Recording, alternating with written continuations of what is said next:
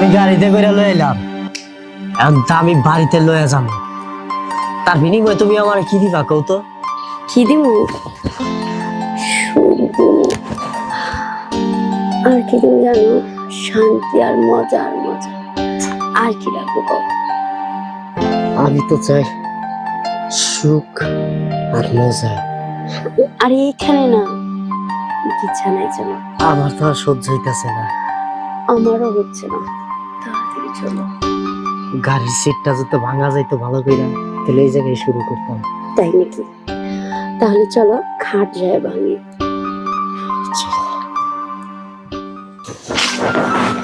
আরে ভাবি, কোথায় গেছিলা তুমি? আর বইলো না, এই যে একটু ডক্টরের কাছে গেছিলাম, তো আজকে রিপোর্ট দেওয়ার কথা ছিল, তো রিপোর্ট হাতে এখনো পাইনি। ভাবি, তুমি যে ডাক্তারখানায় গেছিলা, বা জানো বাসায় কি হয়েছে? কি হয়েছে? ভাই না একটা প্রাইভেট কার্ডে একটা মেয়েরে নিয়ে আসা ঘরের ভিতরে ফুষ্টি নষ্টি করছে। তুমি কি জানো? খবর রাখছিল কোনো সময়?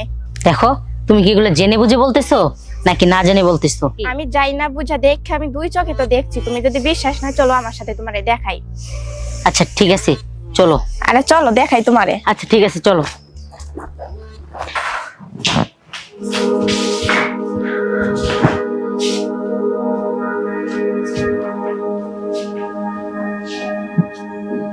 চমৎকার, ভালো লাগছে? ভালো লাগছে, কিন্তু শোনো, আমার টাকা পয়সা বাড়ি গাড়ির কোনো কিছুই অভাব নেই। তাহলে কিসের অভাব নারীর? তারও কোনো অভাব নেই। আমার ঘরে যে নারী আছে তোর চাইতে অনেক সুন্দরী, অনেক রূপসী। তাহলে আমার কাছে কেন আসছো? আমাকে কেন নিয়ে আসছো? শুধু আমার একটা জিনিসেরই অভাব, সে হলো কি জানিস? কি? স্টাইল। স্টাইল? কোন ধরনের স্টাইল তোমার দরকার? আমার একটা জিনিসেরই অভাব, কি জিনিস? সে হলো স্টাইল। স্টাইল? তুই জানিস 72টা স্টাইলের আমার অভিজ্ঞতা নেওয়া আছে। তুই কোন রকম স্টাইল চাস, ওই রকম স্টাইলে আমি তোকে দেবো। সেটাই তো আমি চাইছি।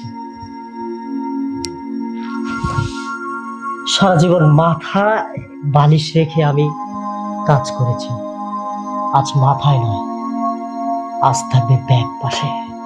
ব্যাগ পাশে? হ্যাঁ। ওটা তো কোনো ব্যাপারই না। এই স্টাইল তো সামান্য, তার চেয়েও কঠিন কঠিন স্টাইল আমার জানা আছে। তাই না? হ্যাঁ। ঠিক আছে, দেখা যাবে প্রথম থেকেই।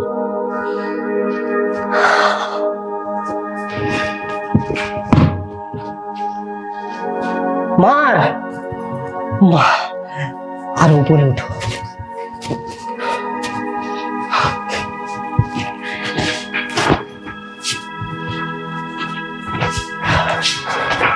আরে তুই তো এক স্টাইলই পরে আছিস, আয় তোকে নতুন স্টাইল দিই। তাই? হ্যাঁ। আয়।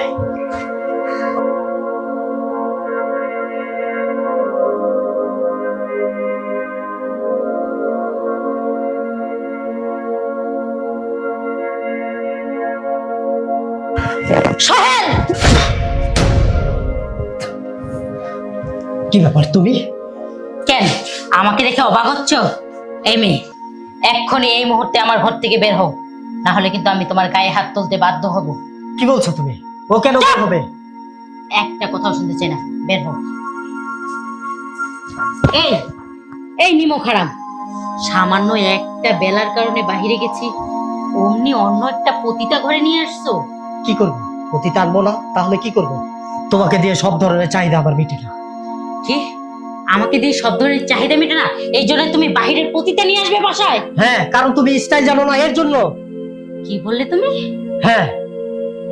আমি স্টাইল জানি না? না। আমি স্টাইল জানি না? না।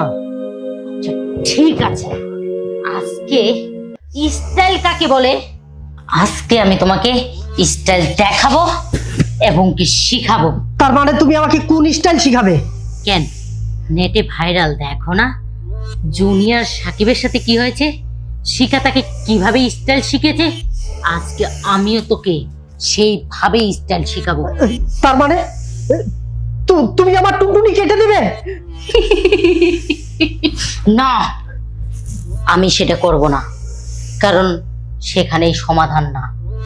আজকে তুমি একটা পতিতা বাসায় নিয়ে আসছো বিদায় আমি যে তোমার এই জিনিসটা কেটে দেব তা কিন্তু না। আর এটা কেটে দিলে কি সব সমস্যার সমাধান হয়ে যাবে?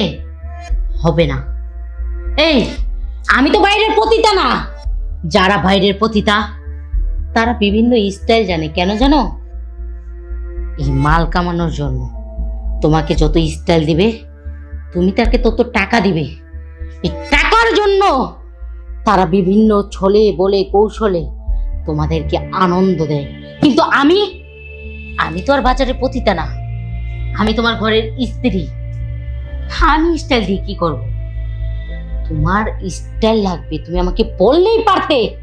আমি তোমার জন্য আপ্রাণ চেষ্টা করে দেখতাম, কিন্তু তুমি তা করনি। তুমি বাইরের পতিতা নিয়ে আসছো। আরে এই জন্যই তো আজকে তোমাদের পুরুষের এই পরিণতি।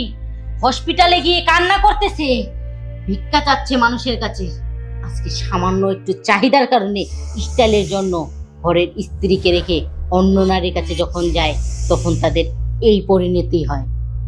তার মানে তুমি কি বলতে চাচ্ছ? ভয় পেও না। তুমি ভেবো না আমি শিখার মতো ভুল করব, কারণ শিখা যেটা করছে অন্যায় করেছি। আমি সেই অন্যায় করতে চাই না। আমি কাপুরুষ নিয়ে সংসার করতে চাই না, আমি সুপুরুষ নিয়ে সংসার করতে চাই। তাই তুমি তো একটা কাপুরুষ, আমি তোমার সাথে সংসার করব না।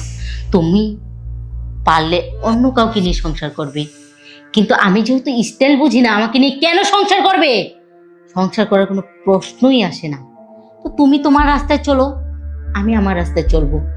কারণ সামান্য একটু ভুল করে সেই ভুলের খেসারত আমি নিজে সারা জীবন ভরে দিতে পারবো না। তাই আমি মুক্তি চাচ্ছি।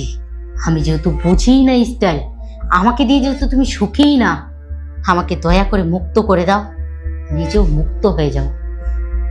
আমি আর এসব দেখতে পারবো না। কি বলছো? আমি তোমাকে মুক্ত করে দেব? হ্যাঁ, মুক্ত করে দিবে। আর তুমি না দিলে আমিই দিব। কারণ দুষ্ট গরুর চেয়ে শূন্য গোয়াল অনেক ভালো।